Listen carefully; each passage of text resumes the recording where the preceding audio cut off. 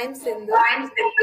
And I'm Neha. And we are from Christ University. So we've been given a project to interview an entrepreneur, and we've heard a lot about you before. So when this project was assigned to us, I couldn't think of a better person than you. And it's really a pleasure to have this opportunity to interact with you, sir. Thank you so much. So let's start. Raja is India's first zero waste juice center.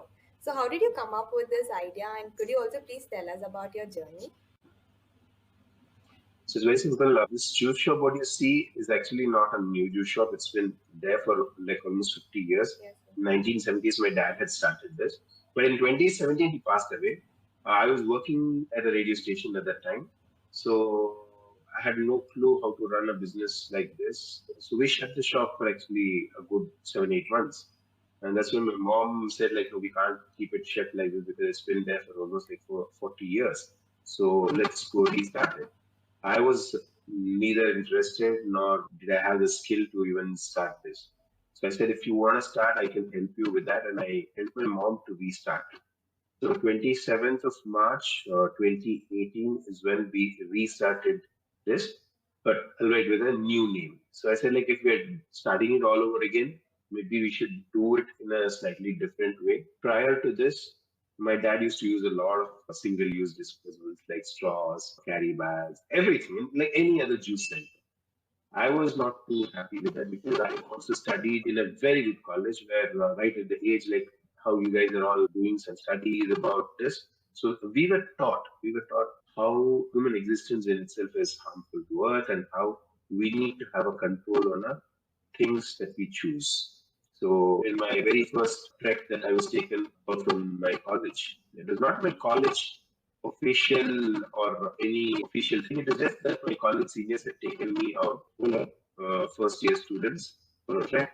And we were very strictly asked not to get any single use disposable, to be nature friendly, to be eco friendly. Even the choice of clothes that they had asked us to wear was nothing flashy and outlandish, but it had to merge with the colors of nature. So we all chose like brown, greens, and things like that. So to that effect, my seniors had already introduced us to be eco-friendly. And even when we went to Pearl Valley. So it was not like a jolly trip. So they made us pick up all the plastic that was lying around there, and they said like we are all supposed to be eco-friendly and we should leave no trace. So all these things actually went into my mind and then stuck forever. So going forward in my life, anything that I did, I always used to keep it as my guideline and say, oh, we are not supposed to be dirtying this place. We're not supposed to be leaving trace. We're not supposed to use things that are not eco-friendly. So in that I had already aligned my life to eco-friendliness and zero waste and all that. However, I was doing it personally with me, but not on a commercial basis. So when my dad passed away, I myself was not sure about this word zero waste. When I was introduced to this term just only about like 15, 20 days before I could restart this shop. So a friend of mine, Rakesh Harigovindas, he said, like, what is zero waste? I had no clue. Then he said, like, zero waste is basically not generating any waste at all. I was quite addicted and attracted to the word zero waste. I said, like, okay, I will make my shop zero waste. Then I consulted Worm Rani, Vani Murthy ma'am in area Malleshwaram, who's extremely good at solid waste management and all of that. And I'd already met her a couple of times before that, also during my radio days to take her interview. So I was very intrigued by how there were so many people doing things around sustainable things. I said, okay, let me try giving this to my shop, and that's how we started. So when we started, we had already declared that we are a juice center who are going to be zero waste. We will not be providing any more paper straws, plastic straws, tissue paper, and I had banned cola, water bottle, and all. So basically, these are the 5 or 6 things. I think even till date, these are the 5 or 6 things that are the most detrimental things that any juice center can produce as waste. So if we ban all these things, then automatically we have nothing else to generate as waste other than fruit waste. So there you go. Well, we are the first zero waste juice bar in the country if we can do this. And for me, it became a lot easier because all I had to do was just say no. So it all started with that is the reason why I feel every key decision maker in this country, be it small in this country, be it a small company, big company, has to stick to principles. They should have a goal, they should have a vision. I was starting off, I mean, I had no clue what Eat Raja was going to be today. But I was very firm, very determined that I will do the business only in this way. So we had banned cola, we had banned water bottle, we had banned. I decided I would never give tissues. I never have given. Today's my 1584th day. So I haven't given a single piece of straw, no tissue paper. So it makes me feel like I'm the strongest and the best because, this is something that one cannot do without a lot of self-willingness. And I feel that I was already having that a lot. So every day when I get up, I have the same challenges. Oh, I have to do this, I have to do that. And then finally I say, you are doing something awesome that no other person on this planet will be doing. So imagine saying no to a single thing every single day. It's not easy, I feel. And that's where I feel I've done a great thing and I'm very happy for what I'm doing. It's challenging every single day. And that has to keep on doing. And that is how it started. We banned everything right from day one. Till date, we have not given anything, any single use to our customers. That's how it started. Initially, when it started, it wasn't all rosy and good.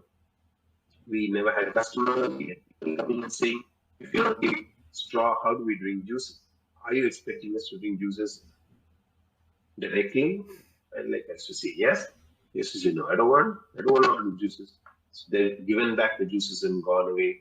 Many people screamed at me for not giving them even water bottle because they said water bottle is the basic necessity because we are in a crowded place like Malleshwaram. Why can't we sell water bottle? What's the big harm? And I used to start giving lectures to people at that time. Thanks to my knowledge about languages, I think that's the only thing that I could use as a tool to change people's mind. Language. So I used to speak in all the language possible that our customers spoke: Kannada, Hindi, Tamil, Telugu, Malayalam, all of these things. So it became a lot easier. That's how it started, and it's going on till now. So when you first thought of a venture like this, where you're not using any plastic, did you ever think it will be such a great success? Oh, never. In fact, it was more of how do we survive in this business because I had no clue how to make juices. She is my main source of inspiration. Look at her. At 71, she's getting up early morning, she's getting ready to go to work. Damn it, man, I'm still young. Come on, let me just go along with her. And I used to get up, go along with her, help her, just set up the shop, do everything, and I say, okay, bye, I'm going to go because it's not my kind of thing that I want to do. So that to run away. For about a year, I did that because I was already working as a radio jockey then. So I used to work there and then help my mom.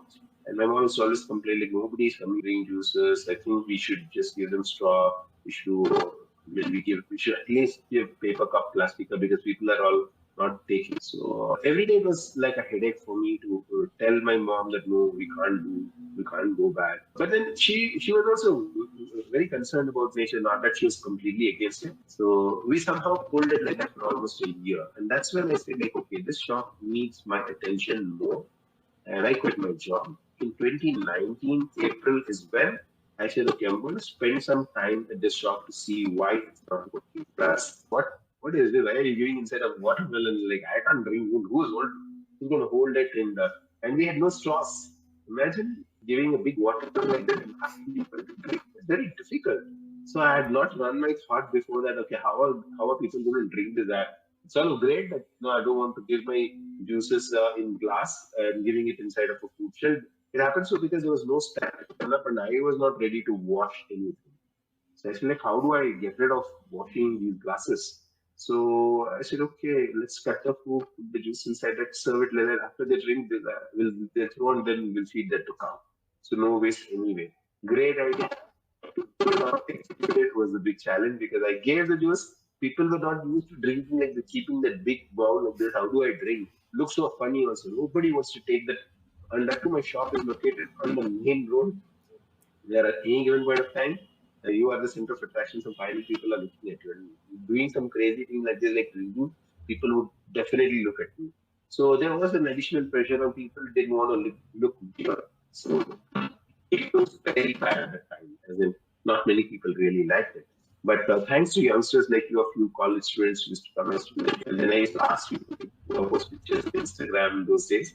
And that's how some of them did it. And that kickstarted our journey becoming popular. Sir, so what all strategies did you adopt to attract customers and make this venture a success? So I'm a fairly intelligent guy, having done my engineering and all that. So I had to have some kind of intelligence in me. So Kannada film star, real star Upendra. So I'm a big fan of him, and movies have become cult classics. Like, how can anybody pull off a movie with no title at all? And I used to wonder. So even when I watched his movies, also the way how he used to treat things was amazing. So already I was attracted to anything that was weird and just striking some kind of interest in people. I was very attracted by the way how Upendra used to do things. So these kind of things actually were in my mind for a long time. I feel like if I'm doing something, I have to do something really different. Very different from doing things. So in the second month, that is May 2019, I introduced something called as cigarette juice. Now people were wondering, what the hell is cigarette juice? My mom almost got a heart attack. I was like, what are you doing now? You started serving juices instead of food. Now you want to put cigarette. This was the first question everybody thought. I did not tell anybody. I just put out on the board cigarette juice now available. People were like, first of all, and I never was selling a juice.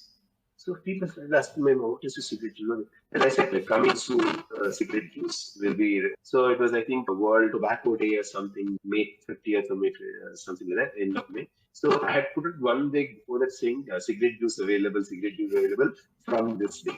People were every day checking, going, I want to know what the cigarette juice is. I want to know what the cigarette juice is. Eventually, on that day, what I did was I introduced saying the whole idea was, my shop is located in a locality where there are a lot of schools and colleges, and all these, 16, 17-year-old boys used to pick up the habit of smoking. So I want to nip it in the bud. And my idea of cigarette juice was like, hey, you're smoking cigarette, you drop that cigarette, I'll give you a juice for free. That was the simple way. So cigarette juice, that's all.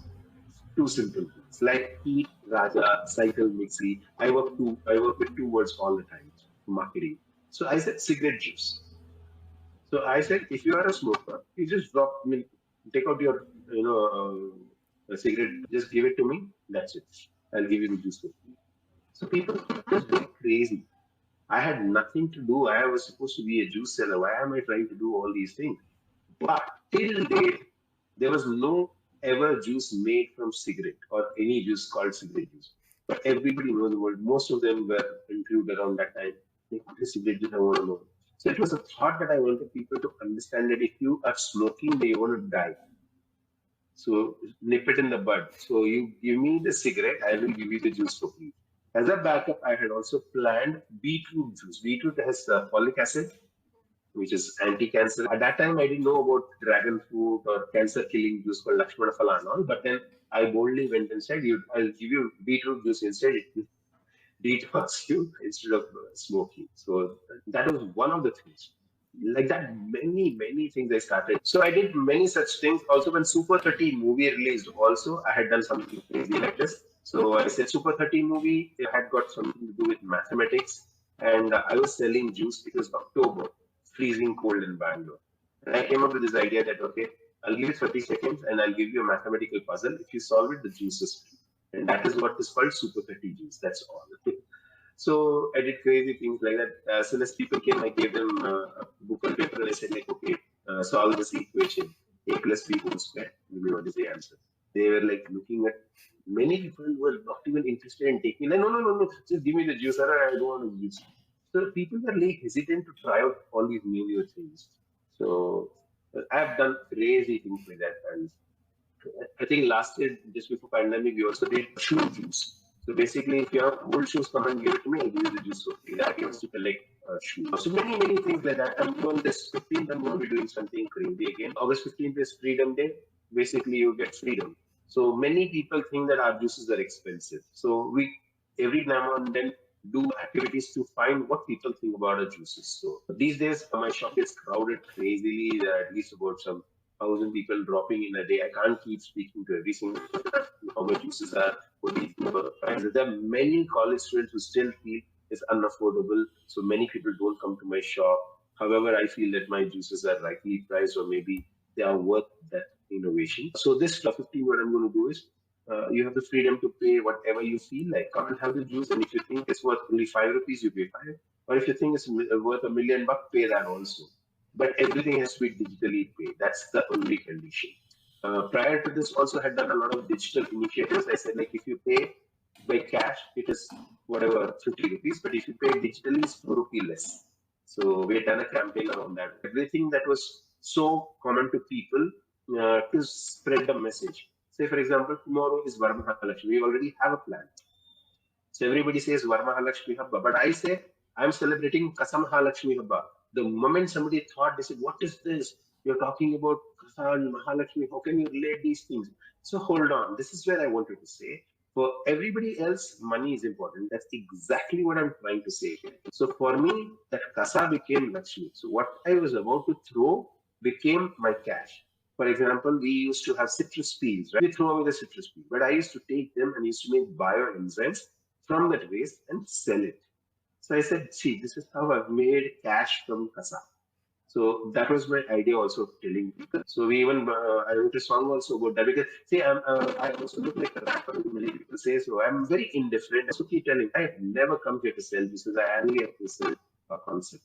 Kasave nanage, Kasamahalakshmi pranama. So this is how I started singing songs, and I like how you probably got to know what the hell is this guy doing. So I think this is how I will do it. So I started telling people that, see, this is the most important thing, and if you do these things, you can make money. And even today, our chipu juice, after drinking the juice, the coconut shell is not wasted, so it is used to make candles. That's how we do it. So what are the things that you still want to achieve, and what is your ultimate goal, sir?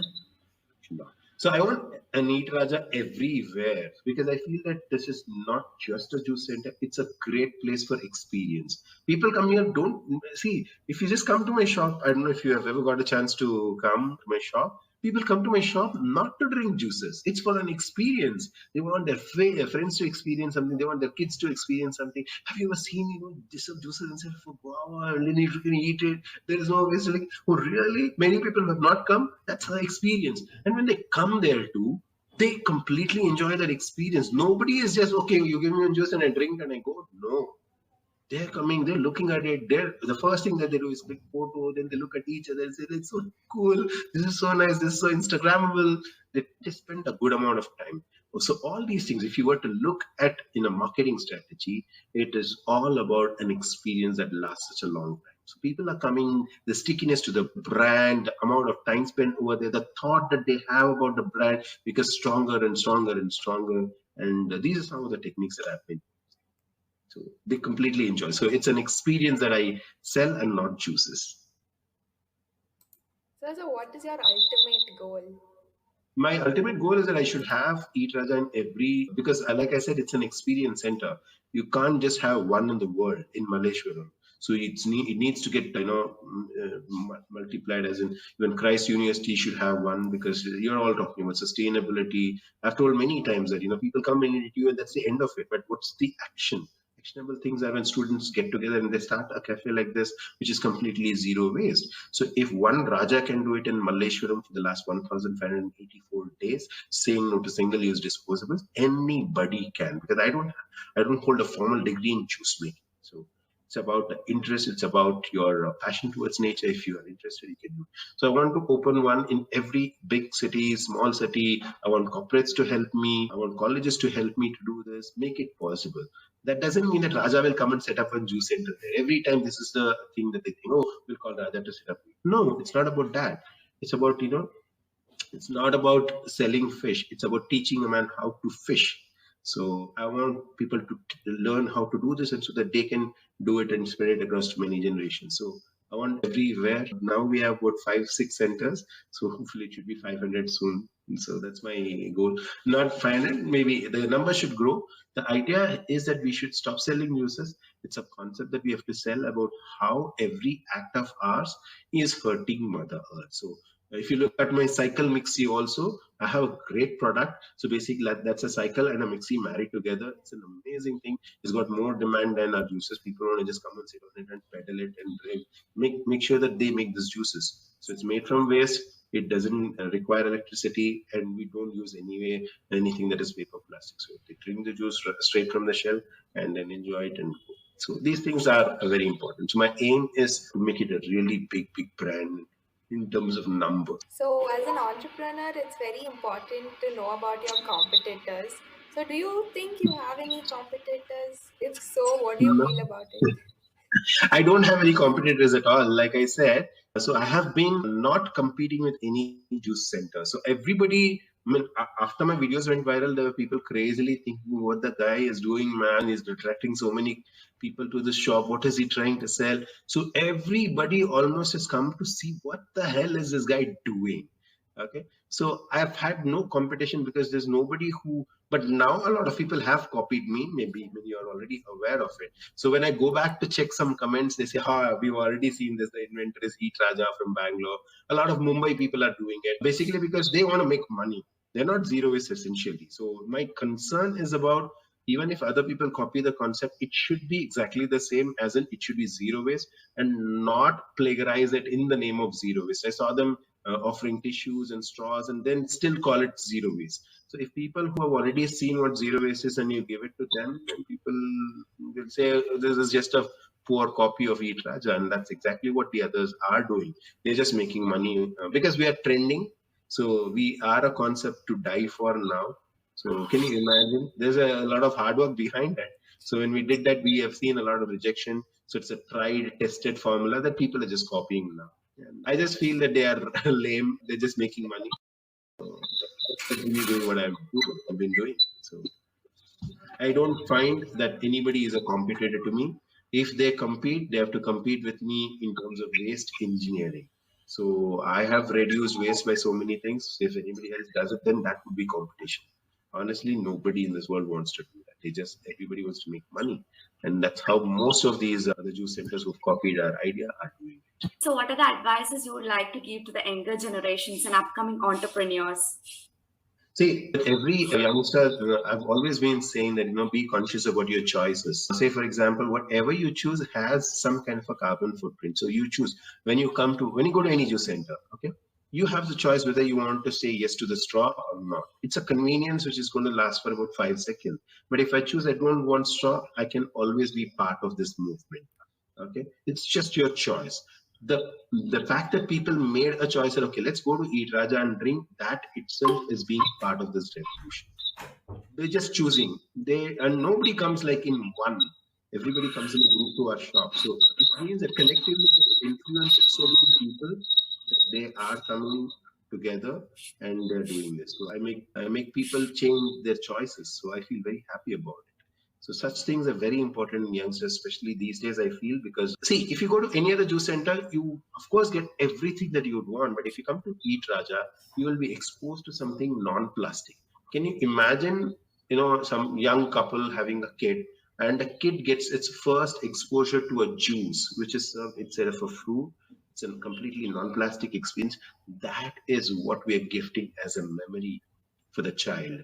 So I feel that, we are not talking about juices at all. We're talking about what they are going to remember 20, 30 years down the line. And they should come back, oh, if it is juice, it should be like this. The first introduction of something has to be like this.